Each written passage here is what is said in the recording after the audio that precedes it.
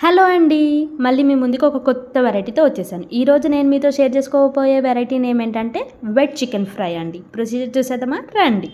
So, నీట్‌గా చికెన్‌ని wash చేసేసుకొని, మన ఇంట్లో ఉన్న మసాలా పొడులు, ఉప్పు, కారం అన్నీ ఇందులో ఏసేసుకొని, ఒక నిమ్మకాయని స్క్వీజ్ చేసేసుకొని, దాంతో పాటు కొద్దిగా పెరుగేసేసుకొని, బాగా కలుపుకోండి. అన్ని స్పైసెస్, అన్ని పొడులు, అన్ని ముక్కలకి పట్టేలాగా నీట్‌గా కలిపేసుకోవాలి. ఎంత నీట్‌గా కలుపుకోవాలి అనంటే, ఏ ముక్క తిన్నా ఒకటే టేస్ట్ రావాలి. అందుకు నీట్‌గా కలిపేసుకొని, ఈ మ్యారినేట్ చేసి పెట్టుకున్న పీసెస్ ఉన్నాయి కదండీ! ఇవన్నీ ఫ్రిడ్జ్‌లో మినిమమ్ 15 మినిట్స్ పెట్టుకోండి. మాక్సిమం ఎంతసేపన్నా పెట్టుకోవచ్చు. ఎంత ఎక్కువసేపు పెట్టుకుంటే అంత బావుంటుంది. అలాగే ఓ పక్కన పాన్ పెట్టేసుకొని, మనము ఆయిల్ ఏసేసుకొని, ఆనియన్స్, చిల్లీస్, కరివేపాకు ఏసేసుకొని నీట్‌గా ఫ్రై చేసుకోవాలి. ఈ పింక్ కలర్ ఆనియన్స్‌ని బ్రౌన్ కలర్ వచ్చేంత వరకు ఫ్రై చేసుకున్న తర్వాత, మన దగ్గర జింజర్ గార్లిక్ పేస్ట్ చేసి పెట్టుకుంది ఉంటుంది కదండీ! అది కూడా వేసేసి పచ్చివాసన పోయేంత వరకు నీట్‌గా ఫ్రై చేసుకోవాలి. ఎంత నీట్‌గా ఫ్రై చేసుకోవాలి అనంటే, ఆ స్మెల్ అనేది ఉండకూడదు. ఇక్కడే మనకి టేస్ట్ వస్తదండి. ఇది ఎంత బాగా ఫ్రై చేసుకుంటే మనకి అంత బాగా ఫ్లేవర్ బావుంటుంది. సరిగ్గా ఫ్రై చేయకపోతే నీసు వాసన వచ్చినట్టు ఉంటుంది. మొత్తం అంతా ఫ్రై అయిపోయిన తర్వాత, మనము మ్యారినేట్ చేసి పెట్టుకున్న చికెన్ ఫ్రిడ్జ్‌లోంచి తీసుకొచ్చేసుకోండి. తెచ్చేసుకొని ఆ పీసెస్ అన్నీ ఇందులోకి యాడ్ చేసేసుకొని నీట్‌గా ఒకసారి మిక్స్ చేసుకోండి కింద నుంచి పై వరకు.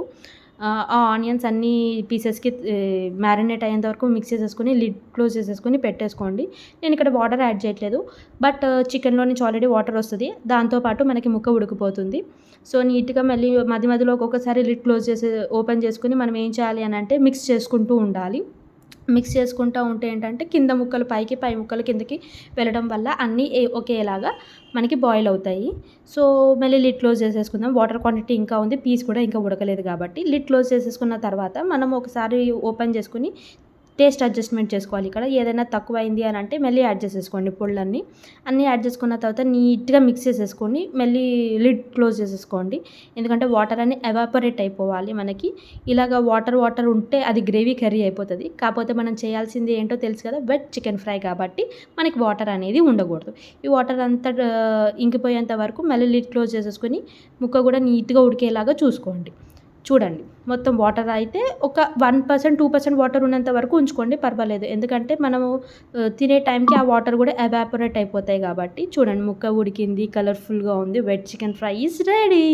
మీరు కూడా ట్రై చేసి మీకు ఎలా కుదిరిందో చెప్పండి. ఓకేనా? దీన్ని ఒక బౌల్‌లోకి షిఫ్ట్ చేసేసుకోండి. చూడండి వాటర్ క్వాంటిటీ పోయింది. జస్ట్ 5 మినిట్స్ డిఫరెన్సే అంతే. కాపోతే పోయింది. మీకు నచ్చిందా? Like, share, subscribe.